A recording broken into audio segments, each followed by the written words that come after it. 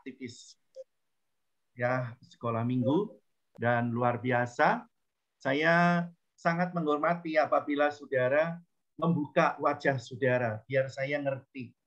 Karena kalau online begini ada yang ya sambil lalu begitu. Pokoknya gua muncul namanya ada gitu ya. Saya harapkan tidak begitu karena guru sekolah minggu itu menjadi teladan sehingga apa yang kamu tabur kamu tuai. Gitu ya. Jadi kalau nanti ngajar terus anak-anaknya nggak muncul jangan sensi karena gurunya kalau diajar juga kagak muncul gitu kan. Saya menghormati dan saya salut bagi yang sudah muncul wajahnya. Ada beberapa yang belum muncul. Dan saya rindu Anda muncul wajahnya. Karena di laptop saya bisa melihat semua. Saya bisa melihat semua. Baik, yuk kita dasari firman Tuhan pada malam hari ini. Baik, nanti saya sharing. Ya, ada Rahel yang belum muncul, ada Citra, ada Egitia Friskita belum muncul juga. Iya, ada Sharon. Iya, Patrick kan. Yuk kita buka 1 Petrus pasal yang pertama. 1 Petrus pasal yang pertama, ayatnya yang pertama dan kedua. Suara saya jelas ya? Angkat tangan yang jelas? Oke. Ya, yang nggak muncul ya nggak bisa angkat tangan ya. Siapa tahu lagi buka puasa ya nggak ngerti ya. Lagi makan kolak. Gitu. Yuk kita sama-sama membaca 1 Petrus pasal yang pertama, ayat 1 dan 2. Kita baca bareng-bareng di rumah Anda masing-masing. 3, 4. Dari Petrus Rasul Yesus Kristus kepada orang-orang pendatang yang tersebar di Pontius, Galatia, dan Kapernaum, dan sampai di Bithania, yaitu orang-orang yang dipilih sesuai dengan rencana Allah bagi kita dan yang dikuduskan oleh Roh supaya taat kepada Yesus Kristus dan menerima berikan darah, percikan darahnya, kiranya kasih karunia dan damai sejahtera makin melimpah atas kamu. Iya, rekan-rekan sekerja Allah, saya memberikan ayat ini karena sesungguhnya latar belakang Petrus adalah orang-orang biasa, tidak mendapatkan pendidikan teologi zaman dulu, tetapi mendapatkan pendidikan teologi secara langsung dari Tuhan karena hidup bersama-sama, makan bersama-sama, tidur, berjalan, melayani bersama dengan Tuhan. Dan sebagai pendatang dikatakan, dan kita di dunia sebagai pendatang. Kalau saya boleh mengeterapkan demikian hidup kita. Dan kalau kita dipakai oleh Tuhan, itu dipilihnya. Sehingga di dalam Injil dikatakan bukan kamu yang memilih aku, tetapi aku yang memilih kamu. Jadi kita harus yakin dulu. Kita harus yakin bahwa kita orang-orang pilihan Allah. Amin. Setuju ya? Setuju? Ayo, yang setuju katakan, angkat tangan. Setuju. Bahwa kita dipilih oleh Tuhan. Saya senang sekali. Sudah mulai pada buka wajahnya, saya bisa ngelihat. Ya. Karena yang serius mesti dibuka. Karena yang serius mesti dibuka. Ngapain disembunyi-sembunyiin ya? Kita dipilih. Nah, kalau saat kita dipilih menjadi apa? Kalau kita perhatikan di dalam 1 Korintus pasal 3 ayat yang 9, dipilih untuk apa? Menjadi rekan kerja Tuhan. Rekan kerja Tuhan. Jadi artinya partnernya Tuhan. Saya, saudara, jadi partnernya Tuhan. Nah, jadi partnernya Tuhan dalam bidang apa? Dalam bidang karunia dan talenta yang berbeda-beda. Hari ini saya jadi gembala. Tetapi sebelumnya saya adalah seorang pengerja yang mulainya dari sekolah teologi tamat. Saya terjun di pelayanan gereja, dipercaya mengajar sekolah minggu, itu pun melalui proses. Tidak langsung. Sudah punya S1, dari sekolah teologi, tetapi nggak dipercaya ngajar sekolah minggu. Hebat ya. Nah kalau sekarang saudara-saudara itu bisa langsung mengajar sekolah minggu, itu luar biasa. Begitu. Dan itu merupakan satu panggilan yang harus dipertahankan. Tetapi Sekali lagi, dipanggil bukan otomatis bisa mendapatkan semuanya. Karena dipanggil itu melalui proses. Dan di depan saya katakan, kita juga diproses. Saya mengalami proses yang luar biasa. Tadi Pendeta Grace mengatakan diproses begitu banyaknya, gitu ya. Dan diproses itu nggak enak. Diproses itu nggak enak. Maka dari itu saat kita dipanggil rekan kerja Tuhan, Tuhan bilang apa? Belajar daripadaku. Matius pasal yang ke-11 ayat 29. Belajarlah daripadaku. Kuk yang kupasang itu adalah indah. Belajarlah daripadaku karena aku rendah hati dan lemah lembut. Ini kuncinya. Ini kuncinya. Dipanggil oleh Tuhan, jadi pelayan Tuhan, diminta oleh Tuhan, belajar dari Tuhan untuk rendah hati dan lemah lembut. Kira-kira anak-anakku semua, gampang nggak rendah hati dan lemah lembut? Gampang atau susah? Saya pikir susah. Karena pada dasarnya kita punya free will, hak kebebasan. Apalagi yang masih muda-muda begini ya. Masih muda, masih banyak kemauan, idealis, dan lain sebagainya. Begitu kan? Tapi sadari, kita dipanggil sesuai dengan talenta, dan kita dipilih sesuai dengan karunia Tuhan untuk menjadi pengasuh sekolah minggu di gereja kita masing-masing. Yang perlu kita sadari saat kita belajar rendah hati, diproses oleh Tuhan, pikul salib, lemah lembut, mengapa itu harus terjadi? Karena yang kita asuh, yang kita pimpin, yang kita ajari adalah jiwa-jiwa yang benar-benar bagaikan kertas yang masih polos. Kertas yang masih polos, putih, ya kan belum ada coretan begitu, ya. Tetapi pada saat kita mengajar itu menjadi guru-guru yang bisa diteladani. Itu nggak gampang. Dan saya salut dengan saudara. Itu nggak gampang. Saya memberikan apresiasi ya kan kepada saudara semua yang mau mengolah sekolah minggu. Ya, saya sebut sebagai guru-guru sekolah minggu yang kelak itu memberikan atau menanamkan satu tanaman pada tanah yang subur dan kita menjadi suratan Kristus yang terbuka. Anak-anak melihat apa yang ada pada diri kita. Oleh sebab itu perlu kita sadari bahwa walaupun engkau masih muda, kalau dipilih oleh Tuhan dalam terjun dalam bidang sekolah minggu, ya itu kita perlu sadari bahwa kita menjadi panutannya anak-anak.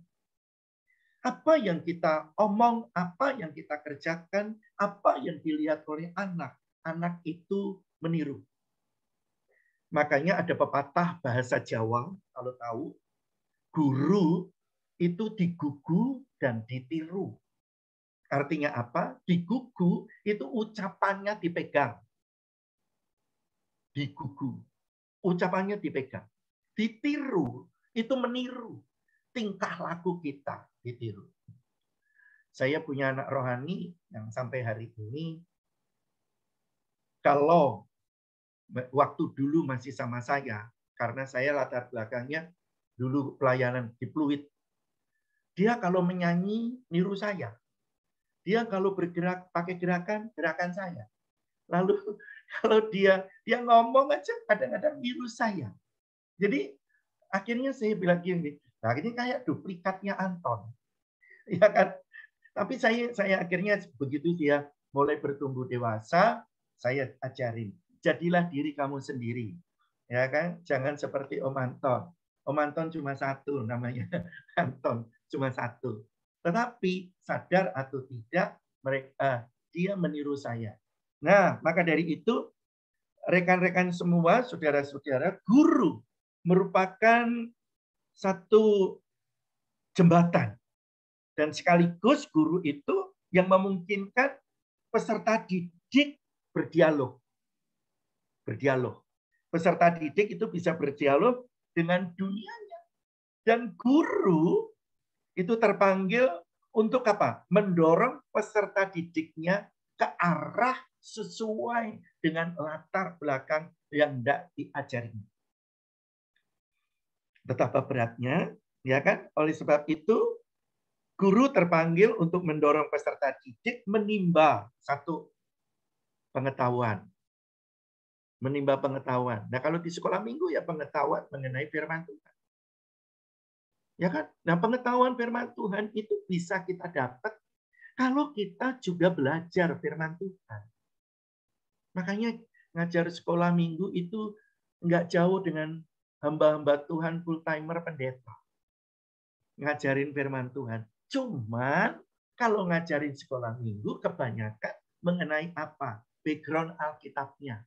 Supaya kelak mereka ngerti. Ya kan? Misalnya kita cerita mengenai Adam dan Hawa. Siapa Adam dan Hawa itu? Dari mana?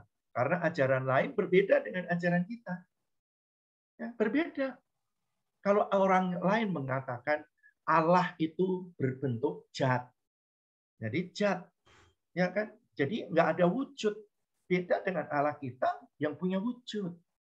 Begitu. Terus Adam dan Hawa itu diciptakan dari debu dan tanah. Ditiupkan nafas Allah. Misalnya cerita-cerita semacam itu yang jelas. Makanya satu hari di Antioquia, di mana gereja saya mengembalakan di Kapuk, puji Tuhan sekolah minggunya cukup berkembang dengan baik. Yang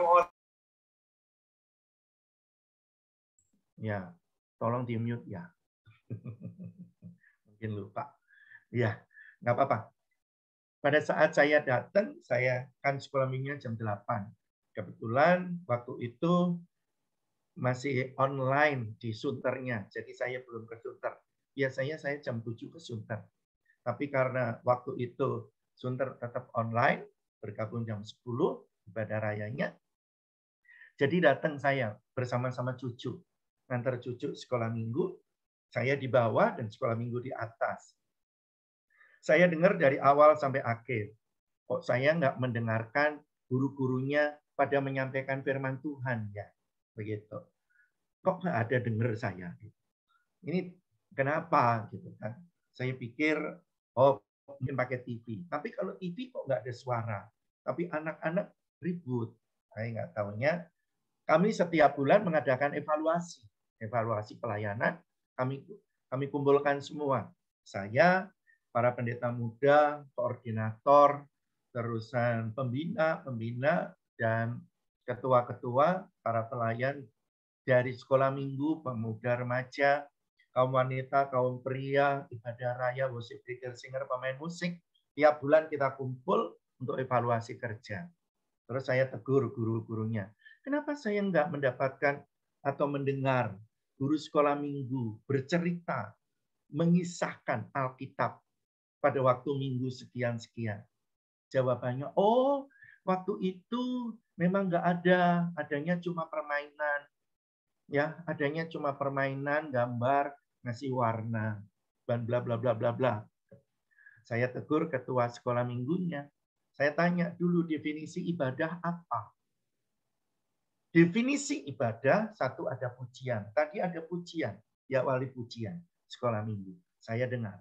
Yang kedua adalah firman Tuhan. Nah, kalau anak-anak cuma disuruh ngisi gambar, suruh ngisi apalah kesibukannya dengan prakarya yang ada, saya pikir bukan ibadah. Terjadilah playgroup. Dan itu bukan di gereja. Memang itu bagus, tapi harus disampaikan dulu firman Tuhan. Kisah mengenai Alkitab disampaikan di gereja. Beda. Sehingga walaupun selesai nanti dikasih prakarya maupun kegiatan yang lain, ya silakan, please. Itu bagus untuk memacu kreativitas anak-anak. Tetapi untuk mengisi rohani, itu bukan bagiannya kalau di gereja tidak disampaikan firman Tuhan. Nah, guru-guru sekolah minggu, kita harus teliti. Jangan sampai ibadah kita yang cuma singkat dari sekolah minggu itu tersita dengan adanya apa? Playgroup yang ada menjelma di gereja. Saya tetap pegang bahwa ibadah ada firman Tuhan yang disampaikan. Sehingga mengapa? Karena itu fungsi kita menjadi guru. Bukan guru playgroup, tapi guru sekolah minggu. Menyampaikan firman Tuhan. Dan maka dari itu perlu belajar. Nah itu di tempat saya, dan akhirnya puji Tuhan. Mereka menata dengan baik, dan mereka akhirnya belajar firman Allah dan setiap minggu disampaikan. Apakah di gereja saudara juga begitu? Setiap minggu mesti harus ada penyampaian firman Tuhan, ya? Jangan sampai nggak ada, ya. Hanya kegiatan-kegiatan, akhirnya nanti anak-anak pulang sekolah malang ibadah nggak mendapatkan firman. Karena kita lagi nanam firman dari sedini mungkin. Saya tetap pegang. Dari mana iman itu timbul? Iman timbul dari pendengaran. Pendengaran dari firman Tuhan. Nah, kalau di sekolah minggu tidak disampaikan, mereka di rumah zaman now main game, main HP, ya kan, melihat YouTube, akhirnya apa? Kita nggak sesuai dengan apa yang memang harus kita sampaikan. Tugas kita terpilih dan dipilih menjadi rekan kerja Tuhan untuk menyampaikan firman Tuhan.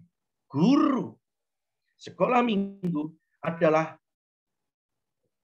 orang-orang yang dipercayakan dengan keterampilan, ketangkasan tersendiri dan bersedia menjadi guru sekolah minggu. Harus bersedia belajar mengenai firman Allah. Saya bertobat SMA kelas 3. Jadi saya nggak ngalami sekolah minggu. Saya nggak ngalami sekolah minggu. Saya bertobat menjadi orang Kristen SMA kelas 3. Saya 2 tahun pergi ke gereja. Puji Tuhan, begitu bertobat, saya ada pembina saya, guru agama saya. Karena saya sekolah di SMA Kristen. Dan kepala sekolah saya suka dengan saya karena saya bertobat jadi orang Kristen. Begitu 2 tahun, saya dipercaya didampingin terus. Dan 2 tahun kemudian, saya dipercaya ngajar sekolah minggu. Pertama kali, waduh, itu merupakan beban yang berat. Bagaikan dunia ada di kepala saya. Karena apa? 2 tahun suruh ngajar sekolah. Baru ke gereja 2 tahun. Tapi pembina saya bilang gini, sudah 2 tahun kamu pergi ke gereja. Jadi bukan baru 2 tahun. Pola pikir kamu dirubah. Bukan baru 2 tahun, tapi sudah 2 tahun. Kalau kamu belajar Alkitab 2 tahun, 365 hari kali 2, Anton, kamu sudah bisa.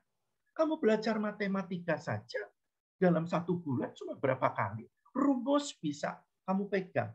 Kamu begitu ada ulangan, kamu bisa. Kenapa? Belajar firman Tuhan nggak bisa. Waduh, saya kalah dalam hal ini. Akhirnya saya ya menyadari, oke, saya belajar. Dikasih kepercayaan ngajar sekolah minggu, walaupun setelah saya punya embel-embel gelar STH, tidak diberi kesempatan ngajar sekolah minggu di gereja dan mana. Saya waktu itu jadi full timer. Saya tetap aja nggak apa-apa, nggak masalah, gitu. Tetapi saya tetap ngikuti datang ngajar. Nah, di gereja di mana saya lahir menjadi orang Kristen, saya terlebih dahulu. Nah, tahun yang kelima, saya menjadi orang Kristen. Saya dipercaya untuk memberikan ceramah bagaimana mengajar yang baik. Sedangkan saya sendiri ikut mengajar sekolah minggu, itu dari bimbingan dari guru saya. Terus saya ngomong, apa yang harus saya sampaikan? Pengalaman kamu. Bagaimana kamu menghadapi anak-anak dan mengajar firman Tuhan di tengah sekolah minggu. Waduh, beban lagi ditaruh di kepala saya. Itu berat banget, saudara-saudaraku. Ya kan? Ya, itu berat banget. Tetapi karena saya merasa, ya itu tadi, saya dipilih, saya dapat kepercayaan Tuhan, akhirnya saya belajar sendiri, dan akhirnya bisa ngajar sekolah minggu.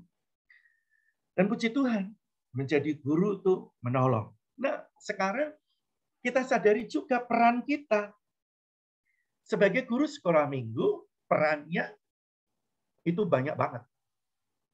Itu banyak banget. Peran sebagai guru sekolah minggu dipilih oleh Allah menjadi partner kerja Tuhan, ya disuruh rendah hati, pikul salib, lemah lembut, gitu kan? Dan itu untuk diri kita. Tetapi untuk orang lain, untuk anak didik kita, kita punya peran yang sangat banyak. Benar, sangat banyak. Yang pertama apa? Pemandu. Guru sekolah minggu itu pemandu. Nah, pemandu itu dapat diibaratkan sebagai tempat untuk wisata. Maka dari itu kalau sekolah minggu sudah hadir, guru itu tempat pemandu untuk sekolah minggu seolah-olah berwisata. Wisata di mana? Wisata di tempat di mana kita bisa belajar mengenai tokoh-tokoh Alkitab. Wisata itu. Makanya begitu ngajar harusnya punya teknik. Aku lagi wisata, ketemu dengan Daniel. Aku lagi wisata, ketemu dengan Daud. Aku lagi wisata, ketemu dengan siapa. Begitu, sehingga guru sekolah minggu bisa menerangkan. Pernah kan jadi pemandu, pada waktu sekolah minggu misalnya, lagi diajak jalan-jalan ke Taman Safari. Begitu kan? Begitu ketemu gajah, gurunya bisa ngajarin kan? Waduh, gajah begini-begini, belalainya panjang, ya kan, ekornya kecil, bodinya gede, begitu kan? Itu bisa. Nah, kita sebagai guru sekolah minggu harus punya kreativitas memandu. Sehingga anak-anak itu di dalam menerima pengajaran itu tidak seperti di kelas biasa. Duduk anak-anak, diam. Tangan di depan, serius. Anak-anak zaman sekarang mana bisa begitu? Anak zaman sekarang aktif. Betul nggak? Aktif mereka. Tapi saat kita bisa menyampaikan dengan baik, ya, sebagai pemandu, guru sekolah minggu sebagai pemandu, itu seolah kita wisata, maka sekolah anak-anak akan terpukau. Akan terpukau. Oh, hebat ya. Jangan ceritanya Daud Goliat. Daud Goliat. Setiap minggu disuruh ngajar Daud Goliat. Begitu nanti maju, misalnya ini Grace maju gitu. Anak-anak sudah ngomong Daud Goliat. Gitu. Kenapa? Udah ngerti. Mesti kalau Cik Grace yang ngajar Daud Goliat. Karena apa? Guru-gurunya nggak siap. Guru-gurunya nggak siap. Tetapi saat kita misalnya ngajar Daniel itu orang yang baik. Daniel itu orang begini bisa diekspresikan. Tiba-tiba ditangkap masuk ke ruang singa, ada suara singa yang gitu. Wah, anak-anak bisa bagaimana gitu kan. Jadi guru sekolah minggu harus punya kreativitas menjadi seorang pemandu wisata yang unggul. Wisata Alkitab di dalam menyampaikan firman Tuhan di tengah-tengahnya. Kalau zaman dulu, saya jarang pakai peraga. Tapi saya suka menciptakan peraga-peraga ngajar. Peragaan ngajar. Kalau saya lagi dulu kan nggak ada istilah worship leader, pemimpin pujian anak-anak, ya kan? Misalnya, bagaimana ya anak-anak supaya bisa nyanyi? Gitu. Saya ajak wisata supaya anak-anak juga ikut. Saya ciptakan lagu yang bukan lagu ciptaan saya, tetapi lagu yang sudah ada. Misalnya happy ya ya ya, terus saya muter happy ya ya ya, aku senang jadi anak Tuhan, gitu kan. Kalau siang kan biasanya siang jadi kenangan, gitu kan. Saya enggak, siang jadi kenangan, gitu.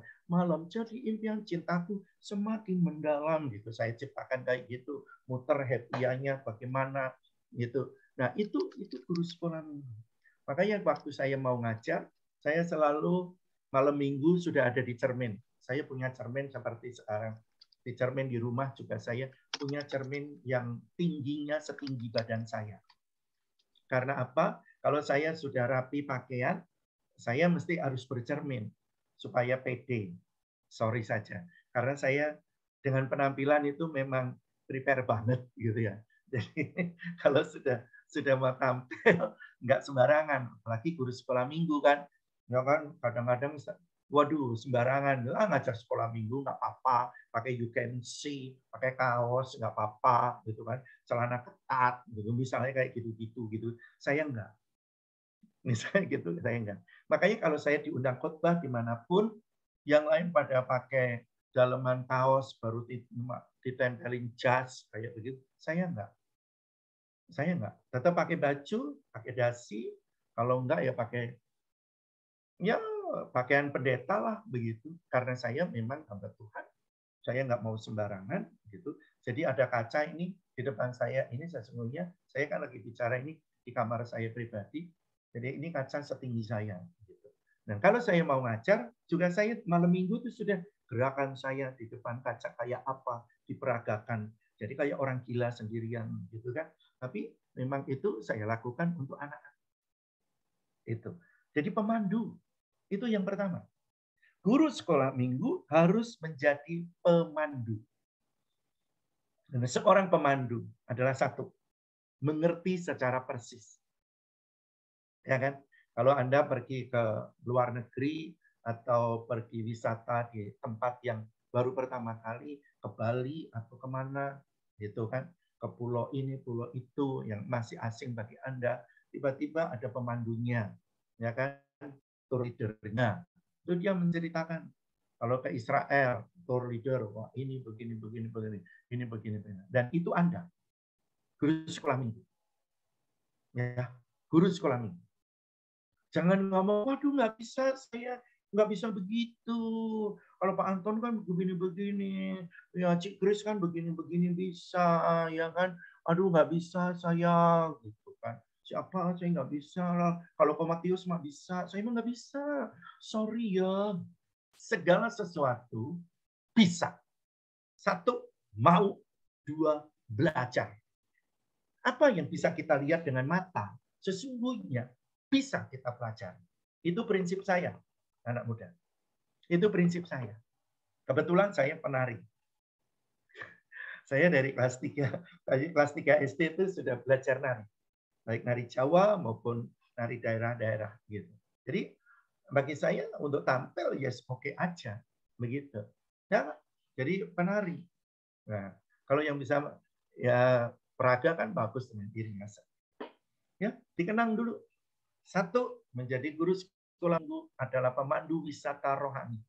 Alkitab itu diekspresikan di dalam pengajaran kita. Yang kedua, guru sekolah minggu itu gembala. Gembala. Kadang-kadang anak-anak ada yang tidak bisa cerita dengan mamanya, orang tuanya. Karena apa? Melihat mamanya tiap hari galak belum, ngomel belum, ya kan? Harus begini, harus begitu, harus begitu. Akhirnya datangnya ke guru sekolah minggu dan menggembalakan. Gembala itu seperti tadi, penuh kasih. Satu hal kita bisa ada di tengah anak-anak kalau kita mengasihi. Itu kuncinya. Kuncinya mengasihi. Nah, kata mengasihi itu tidak membeda-bedakan. Anak itu aktif, saya bilang nggak mau saya bilang anak itu badung. Nggak. Anak zaman sekarang itu aktif. Benar, aktifnya luar biasa. Saya punya cucu 2, cowok semua. Pada waktu masih kecil-kecil, naik mobil saya, dia enjoy, senang. Begitu bertumbuh masuk sekolah, ya kan, luar biasa. Padahal dulu saya ini, kalau melihat anak kecil aktif gitu, kepengen tak dites, lompat sono, lompat sini, begitu kan, itu anaknya kayak gitu, bapaknya kayak apa gitu loh, ya kan. Akhirnya saya punya cucu dibentuk oleh Tuhan. Wah, cucu saya kalau sudah masuk di mobil, lompat ke depan, mau ke belakang. Waduh, saya bilang ini gawat ini. Saya bilang sama papanya, jangan naik mobil opa, you beli mobil, you mobilnya ditukar, tukar yang gede. Akhirnya ditukar. Yang kayak minibus gede. Terus tempat duduknya belakang dibuka semua. Jadi tempat duduknya cuma depan doang. Sopir, kalau papanya nyopir dengan opanya yang duduk.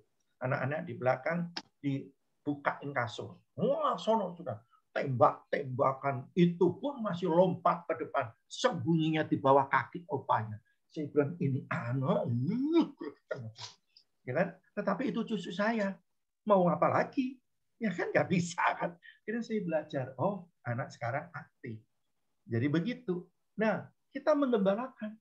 Jangan beda-bedakan. Anak yang kelihatannya lembut dikasih ini. Anak ini lembut ya. Pinter. Baca firman Tuhan. Ngapal ayat. Begini. Enggak. Gembala itu bisa terima. Apapun dan siapapun yang ada di depan. Itu gembala. Makanya gembalakanlah anak-anak yang masih polos itu dengan kasih sayang. Dengan kasih sayangmu, mereka akan dekat dengan Anda semua. Ya, gembalakan. Digembalakan. Kadang-kadang memang, aduh, pegel sendiri. Menggembalakan itu nggak enak, saudara. Benar. Aduh, kalau saya boleh jujur, enggak. Dulu pertama kali saya menggembalakan, 5 tahun pertama. Saya bilang sama almarhum Bapak Samuel Budi, itu papanya Pendeta Grace. Saya mundur, saya bilang. Saya nggak pernah manggil Om, saya selalu panggil Bapak, karena beliau adalah Bapak rohani saya. Dan panutan saya, terus terang. Kalau sekarang, Mami panutan saya. Terus saya bilang ini, saya mundurlah, nggak mau jadi gembala. Susah jadi gembala. Begini dikritik, begitu dikritik. Begono salah, begini salah. Jadi gembala itu nggak ada benernya. Saya bilang, beliau mengatakan apa? Ton, kuncinya cuma satu. Saya serius kan? Apa Pak? Kuncinya Pak? Supaya bertahan. Dengkulmu berlutut, mulutmu diem, telingamu mendengar, ya, tapi mulut diem. Aduh, itu susahnya luar biasa. Ya kan? Kalau dengar dijelekin orang kan kepengennya gitu kan. Iya dong, manusiawi banget kan. Kadang-kadang kepengin kelabrak gitu kan. Betul nggak? Kadang guru sekolah minggu juga gitu. Oh, anaknya begini, orang tuanya nanti kita tegur sedikit aja orang tuanya yang tersinggung. Anaknya nggak tersinggung, orang tuanya tersinggung. Terus kita diomong, guru sekolah minggunya galak-galak. Oh, kitanya ngelus-ngelus dada. Betul nggak? Terus ngomong sama gembalanya, Om, saya nggak ajar sekolah minggu, Om, mundur aja, Om, mundur. Kenapa? Ya kan, ini panggilanmu, ini panggilan kita. Dan akhirnya saya maju lagi karena beliau mengatakan, kamu sudah nabur, kamu siram, Oh enggak. ya kan? Kamu siram, nanti dia akan bertumbuh. Dan puji Tuhan, sekarang jadi jemaat yang ya bolehlah dari sekolah minggu dulu di Kapuk sampai sekarang masih ada, di Sunter masih ada. Dan sekarang udah menjadi orang-orang yang bisa saya percayakan di sekolah minggu. Begitu. Nah itu menggembalakan. Menggembalakan. Panggilan gembala anak-anak. Guru sekolah minggu di samping gembala juga pendidik. Tadi saya katakan wisata, tapi pendidik. Seorang pendidik itu depan saya katakan, guru digugu, ditiru. Ya, apa yang menjadi kita, karakter kita itu terbuka di depan anak-anak sehingga anak-anak itu suka meniru. Kalau nggak percaya, kalau Anda punya gaya bicara kayak apa, nanti di rumah anak itu bisa niru. Tapi tadi siapa yang ngajar? Oh, Cici Grace. Cici Grace kalau ngomong bilang, gitu kan. Ditiru sama mamanya. Tadi yang ngajar siapa? Ko Matius. Oh, Ko Matius kalau ngajar pakai begini, pakai begini. Kenapa? Karena biasa main gitar. Jadi ditiruin. Ya kan? Ditiruin. Sadar atau tidak? Pendidik. Dididik untuk apa? Bukan dididik matematika. Itu bukan tugasmu. Bukan dididik. Dididik satu. Hendaklah kita cerdik seperti ular, tulus seperti merpati. Artinya apa? Dari anak-anak kita tanamkan iman di dalam pikiran Kristus. Ini mendidik dari awal.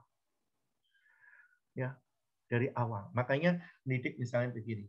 Mulai dengan doa, makan dengan doa, mau tidur dengan doa. Ini perkara kecil kan? Tapi ini yang saya kasih contoh. Mulai dengan doa. Ya kan? Jadi kalau mau minta apapun dimulai dengan doa. Ya kan? Kalau anaknya orang yang cukup kan, wah mungkin nggak perlu dengan doa. Begitu minta langsung ada, kan begitu. Tetapi kita didik, kita tanam. Apa yang kita butuhkan, kita minta di dalam doa. Perkara kecil ini. Tapi saat guru sekolah minggu yang menyampaikan, mereka dengar. Saya ngajarin cucu saya, karena tiap sore mereka pada datang ke sini kalau nggak ngeles. Datang ke sini, dan saya berusaha, saya mandikan. Kalau mau pulang, saya bilang begini, Mark, Meg, ayo, kita take a bath. Jadi mandi dulu, nanti baru you go home. Saya bilang, oke mandi. Begitu mandi, saya siram. Di situ, di kamar mandi, saya tempel mengenai doa Bapa kami. Ada kan kecil itu doa Bapa kami, saya tempel. Tempel, walaupun dia bahasa Indonesia terpatah-patah. Dan saya bilang, saya yang ngomong. Terus doa Bapa kami yang di sorga, dikuduskan. Akhirnya pada saat setiap hari saya didik mengenai hafalan itu. Dan puji Tuhan, sekarang doa Bapa kami, mereka sudah hafal. Jadi doa Bapa kami mereka hafal. Dan saya sampaikan kepada guru-guru sekolah minggu yang ada di Kapuk. Misalnya Marisa. Ketuanya kan Marisa. Ada di sini kok. Ada di sini. Saya bilang, Marisa, ajarin anak-anak doa Bapa kami. Puji Tuhan. Dididik dari pelan-pelan. Kan itu panjang banget ya dari Injil Matius. Tapi akhirnya sekarang bisa. Karena hafalan anak-anak kan lebih tajam mengingatnya daripada opanya. Kalau sudah opa-opa begini kan tinggal berapa persen gitu ya. Dulu tiap hari ngapalin 2 ayat 1 hari dulu. Sekarang 1 kadang-kadang 4 hari, 5 hari gitu. Maklum, udah opa jadi agak sedikit kendor error. Gitu. Tapi saya nggak mau pikun. Diajarin terus ngapalin ayat. Terus. Guru-guru ngapalin ayat nggak tiap harinya? Hah? Ngapalin itu yang dikasih sama muridnya. Bapa kami yang di surga, dikuduskanlah namamu. Udah itu. Tapi lanjutin. Dididik diri kita sebagai pendidik. Lalu guru sekolah minggu berfungsi sebagai apa? Sahabat. Sahabat. Makanya harus akrab. Saya lihat, bukan, ini contoh karena saya ngelihat di gereja saya ya. Saya lihat si Marisa. Marisa itu jadi sahabatnya anak-anak. Karena Marisa orangnya suka ini, apa? Kadang kalau lebih itu dikasihin sama saya, makanya saya tahu. Dia bilang nih, Opa, ini ada Oreo tadi dibagiin anak-anak. Opa mau? Jadi saya jadi sekolah minggu karena dia bagi anak-anak, gembalanya dikasih lebihnya gitu. Jadi kok ada lebih? Iya, tadi bagi ini, bagi itu. Gitu. Saya dibagiin. Jadi sahabat. Dan Marisa itu kenapa saya nggak salah nunjuk dia? Memang pilihan Tuhan. Kalau anaknya nggak datang, dia datengin. Terus nanti misalnya di keluarga itu ada 4 anak yang nggak datang. Dia datengin itu, ngajar ke sana. Saya bilang, kamu mau kemana? Habis ibadah. Sekolah minggu tadi nggak datang, biar saya datang ngajar ke sana. Saya bilang gini, waduh, gembalanya kadang-kadang kalah. Karena apa? Saya nggak pernah datang satu keluarga, ayo kita ibadah. Saya satu keluarga, nggak pernah. Tapi Marisa itu telaten. Anaknya begini, kayak kemarin, kita kan tradisi kita di Antioquia, setiap Jumat Agung, ya setiap Jumat Agung itu ibadah Padang. Kemarin kita ibadah di Cisarua, karena sudah 2 tahun tidak mengadakan dengan adanya pandemi, akhirnya biasanya yang pegang acaranya itu sekolah minggu, dan pemuda.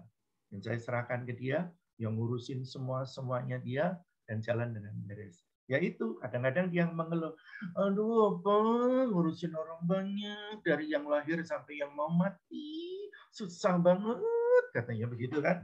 Saya bilang, ya udah diurus aja. Ini sudah daftar nggak jadi, tiba-tiba yang begini. Udah diterima aja, aku bilang gitu. Padahal kadang-kadang saya sendiri juga nggak sabar.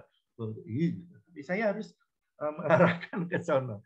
Dan mereka pada waktu kemarin lihat dia juga dicatat begitu, dibagiin tuh anak-anaknya, ya, minum satu gelas, satu botol kalian. Ini orang ngasih satu-satu gitu lah. Terus yang bawa mobil sendiri sudah diikat sama dia. Berapa orang diikatin satu-satu. Begitu. Ini bekalnya dikasih minum satu-satu. Dalam arti luar biasa. Saya bersyukur punya Marisa. Jangan gede kepala ya kalau Marisa dengar ya. Itu panggilan buat kamu semua, saya salut. Nah, itu sahabat. Jadi mereka anak-anak terbiasa dengan dia. Apa-apa cici, apa-apa cici. Sampai seragam-seragam juga memang dia mengembalakan jadi sahabat. Di samping itu, saudara, tugas guru sekolah minggu adalah mengajar. Peranan guru sekolah minggu sangat-sangat dominan. Sehingga dengan demikian pengajaran firman Tuhan harus diutamakan. Dan sebagai guru sekolah minggu, pada saat mengajar, peranan guru itu harus tahu ngajar secara efektif yang sesuai dengan pola pikir anak. Saya selalu bilang secara psikologi, anak-anak itu maksimal 10 menit. Itu masih bisa kita tanam. 5-10. Maka dari itu kalau ngajar sekolah minggu, intronya terlalu panjang di depan, nanti intinya hilang. Lebih baik 5-10 menit isi dengan isi ajaran yang mau disampaikan. Setelah itu baru. Karena apa? 5-10 menit. Sampai detik ini, survei saya membuktikan bahwa anak-anak lebih dari 10 menit itu sudah mulai nggak beres. Maka dari itu, jangan terlalu panjang, tapi juga jangan terlalu pendek, sesuai dengan kebutuhan, sehingga demikian praktis dan efektif. Guru sekolah minggu juga diharapkan tekun, ditekunin. Guru sekolah minggu sangat penting, efektif, dan karena apa? Guru sekolah minggu bertanggung jawab. Untuk apa? Pertumbuhan iman anak-anak. Kelak bakalan menjadi orang dewasa, itu ditanamkan dari guru sekolah minggu. Tanggung jawabnya besar. Dan sampai kapanpun Anda akan dikenal. Oh, dia guru sekolah minggu saya. Dulu yang ngajar begini. Wah,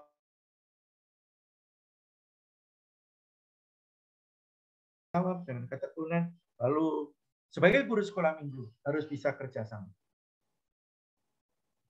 Karena kita tidak ngajar sendiri. Jangan ada yang sentimen dengan sesama guru. Saya nggak mau sama dia. Enak saya. Ya, gurunya sudah enak begitu, anak murid. Betul. Jadi kerjasama yang baik. Makanya puji Tuhan di Antioquia Kapuk, setiap habis ibadah, guru-guru sekolah minggunya, ibadah raya, guru sekolah minggunya naik ke atas, mereka doa, sharing, supaya ada keakraban.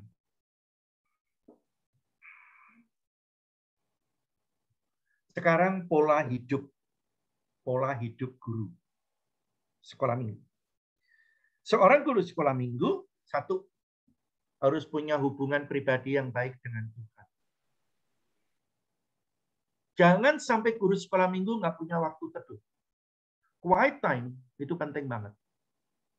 Di tengah kesibukan apapun di dalam hidup guru sekolah minggu, harus punya waktu sate tiap hari, saat teduh tiap hari. Ya, jangan bilang aduh sibuk saya kan guru, pagi-pagi harus sekolah. Oke, malam hari udah ngantuk. Nah, itu tahu. Kalau malam hari udah ngantuk, berarti pagi hari. Ya kan? Begitu. Jangan ngomong, ngantuk saya. Lalu yang kedua, pola hidup guru sekolah minggu adalah hidup berkenan kepada Tuhan. Hidup berkenan kepada Tuhan. Kata berkenan, saudara bisa ngambil kesimpulan sendiri.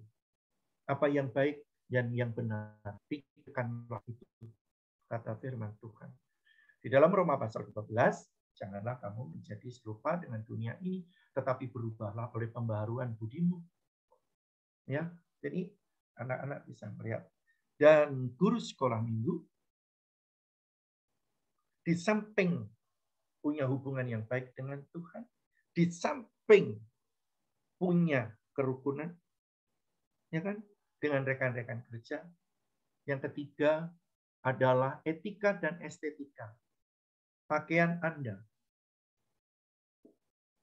cara berpakaian.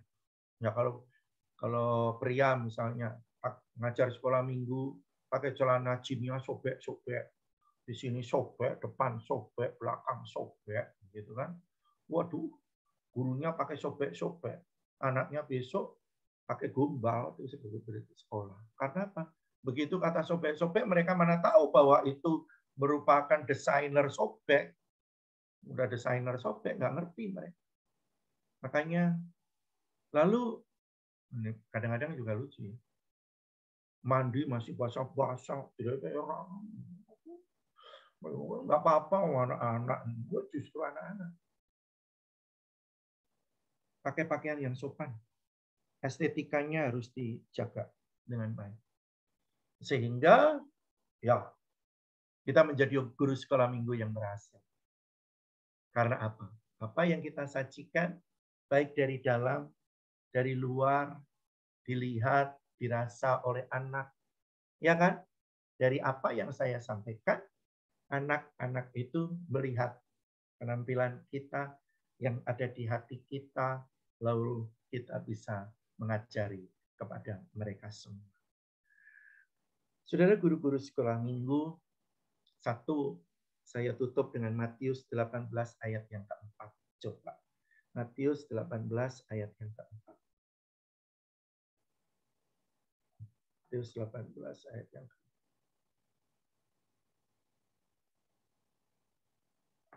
Kita buka sama-sama ya.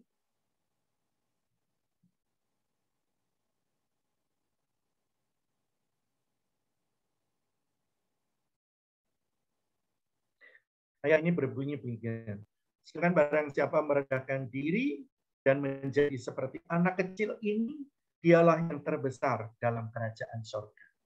Kenapa? Tuhan Yesus memberikan perumpamaan tentang anak kecil, bukan orang-orang dewasa. Saya belajar dari background-nya bahwa anak kecil adalah yang tadi saya katakan, masih polos, bagaikan kertas yang masih putih. Mau kita isi dan lukis dan tulisan apa, tergantung dari kita. Dan Tuhan bilang, saat kita bisa seperti anak kecil, maka dialah yang terbesar dalam kerajaan surga. Belajarlah dari karakter anak-anak dan bersikaplah dewasa sehingga kita menjadi panutan bagi mereka semua. Kita berdoa. Kita berdoa. Bapak yang baik, terima kasih. Kami bersyukur malam hari ini dari seluruh aktivis pengasuh sekolah minggu, ibadah anak-anak. Saat mendengar firman Tuhan, meteraikan di dalam hati kami masing-masing.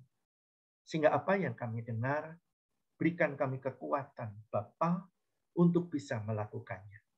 Karena kami yakin dan percaya, firman Tuhan yang disampaikan takkan kembali dengan sia-sia. Dan malam upgrade pada malam hari ini, biar bermanfaat untuk pelayanan kami di gereja lokal kami masing-masing, sehingga kami apabila berkumpul diisi kembali, kami siap melakukannya.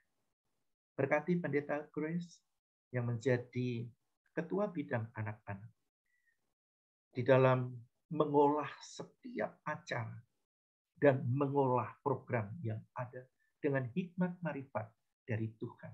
Dan berkati setiap rekan-rekan kerja yang hadir malam hari ini. Apapun pergumulannya, Tuhan selalu beserta dan menopangnya. Terima kasih Bapa. Di dalam satu nama yang penuh kuasa, di dalam nama Tuhan Yesus Kristus, kami berdoa dan bersyukur. Haleluya. Amin. Saya kembalikan ke Pendeta Kris. Amin. Terima kasih banyak Opa Anton untuk malam hari ini. Sebelum kita berpisah, saya boleh nggak kenalin Kak Marisa yang mana, Om? Soalnya dari tadi namanya disebut, biar saya spotlight ya. Izin ya Opa Anton. Ya, monggo. Ya, halo Kak Grace, halo semuanya. Shalom. Ini emang luar biasa. Terima kasih sudah melayani pelayanan anak Kak Marisa di Antioquia. Saya pikir-pikir tadi, kalau seandainya gembala kita ngomong tentang kita, apa ya ngomong-ngomong ya? Apakah kita jadi komisi yang suka minta dana, atau seperti tadi Pak Anton gembalanya cerita tentang Kak Marisa. Saya berdoa supaya kita semua jadi anak buah, jadi pelayan Tuhan yang bisa juga submit sama pemimpin kita dan bisa kasih seluruhnya buat hati kita dan perbuatan kita untuk gereja kita GPIA. Terima kasih. Marisa nggak pernah minta duit. Wah, itu bonus tuh Pak Anton. Nggak pernah minta duit. Iya, bonus. Saya di Immanuel juga bersyukur saya punya teman pelayanan yang luar biasa. Ada Cici Yeni di sini. Cici Yeni jadi partner pelayanan saya yang luar biasa. Dari guru sekolah minggu saya sebenarnya tuh sampai saat ini masih melayani Tuhan. Terima kasih semuanya. Terima kasih buat semua kakak-kakak yang sudah join. Kita akan ketemu lagi bulan depan. Di upgrade di bulan Mei tetap ada setiap hari Selasa minggu ketiga, jadi sebulan sekali kita kasih nama upgrade karena kita semua mau di upgrade sama seperti hari ini. Kita diingatkan kembali tugas kita dan pelayanan dan fungsi kita sebagai pelayan anak. Oke, demikianlah dari saya untuk malam hari ini dengan juga Pak Anton. Sampai bertemu lagi di sesi bulan depan, upgrade bulan depan, biar semuanya kita terupgrade. Saya akan tutup dalam doa. Kita akan berdoa terakhir ya. Bapak, terima kasih untuk malam hari ini. Kami mengucap syukur. Hari ini kami di-upgrade. Hari ini, Tuhan, malam hari ini sebelum kami berpisah, kami juga mau berdoa buat Opa Anton. Terima kasih buat hatinya. Terima kasih Tuhan buat hikmatnya. Terima kasih buat pengalamannya. Terima kasih Tuhan buat imannya. Terima kasih juga Tuhan untuk ketekunannya, untuk bisa setia sampai hari ini, Bapak. Kami berdoa Tuhan dalam pengembalaan Opa Anton, biar berkat Tuhan terus ada, nyata, dan kami berdoa hikmat Tuhan selalu ada, dan mujizat panggilan, calling yang baru Tuhan, dan panggilan yang baru Tuhan berikan untuk gereja GPIA Antioquia yang ada di Kapuk. Kami juga nggak lupa berdoa untuk jiwa-jiwa Tuhan, baik jiwa-jiwa anak-anak, remaja, pemuda, bahkan umum Bapak. Kami berdoa biar banyak jiwa diselamatkan, terutama di daerah GPIA Antioquia Kapuk ini Bapak. Kami serahkan Pak Anton dalam tangan-Mu, juga begitu juga dengan kami Bapak. Kami berdoa buat pelayanan kami Tuhan, baik mungkin di sini ada pelayanan anak, pelayanan remaja, pelayanan pemuda, mungkin juga ada yang join bersama dengan kami. Kami berdoa Tuhan, kami mau nyatakan bahwa kami tidak mampu tanpa Engkau. Kami butuh Engkau dalam setiap apapun yang kami kerjakan, dan kami berdoa apapun yang kami lakukan Tuhan hanya satu, nama Tuhan dipermuliakan. Terima kasih Bapak untuk malam hari ini. Kami mengucap syukur dan kami akan berpisah. Kami akan bertemu lagi bulan depan di upgrade yang selanjutnya. Kami serahkan hidup kami, biar hidup kami berkenan dan kudus di hadapan-Mu. Dalam nama Tuhan Yesus kami berdoa. Haleluya. Amin. Amin. Terima kasih semuanya kakak-kakak. Selamat malam. Selamat malam. Saya akan 3 menit. Apabila ada yang mau nanya, boleh. Saya masih di sini. Tapi kalau ada yang udah mau berpisah, silakan. Tuhan Yesus memberkati. Baik semuanya. God bless you. God bless you, Bapak. Bye. Bye. Oke, dah. Non, thank you ya, Non. Terima kasih ya, Om. Coba. Terima kasih, Om. Tuhan berkati, Om. Bye semuanya. Bye. Terima kasih, Ibu Osinta. Apa kabar Ibu?